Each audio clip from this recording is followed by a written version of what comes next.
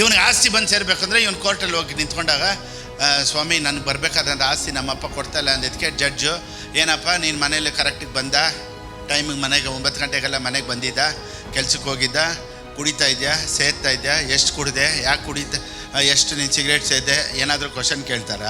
ಅಥವಾ ನೀನು ಹುಟ್ಟಿದ್ಕೇನೆ ನಿನಗಿದು ಬರಲೇಬೇಕು ಅಂತಾರ? ಇವನು ಸರಿಯಾಗಿ ಇದ್ದಿದ್ದಕ್ಕೆ ಕೋರ್ಟ್ ಇವ್ನಿಗೆ ಅಪ್ರೂವಲ್ ಮಾಡುತ್ತಾ?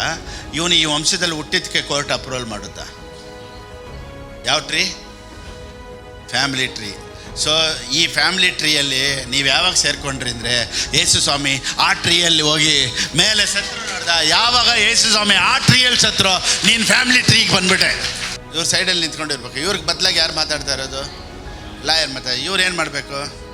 ಸುಮ್ಮನೆ ನಿಂತ್ಕೋಬೇಕು.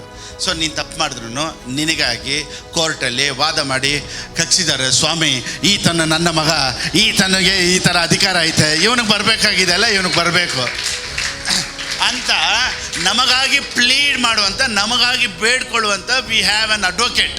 And if anyone sins we have an advocate.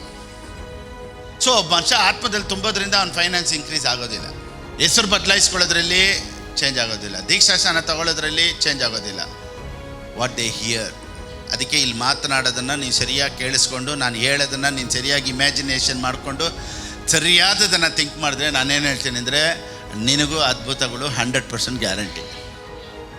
ಯೇಸು ಸ್ವಾಮಿ ಸೈತಾನನ ಹತ್ರ ಎದುರಿಸಿ ಅಪೋಸಿಷನ್ ಆಗಿ ನಿಂತು ಅವನ್ನ ಓಡಿಸಿದ್ದು ಹೆಂಗೆ ಗೊತ್ತಾ? It is return. When you say it is return, devil will not return. When you say it is written, poverty will not return. When you say it is written, sickness will not return. So ಯಾವುದನ್ನು ಹೇಳಿದ್ರು ನೀವು ಹೇಳಿ it is return.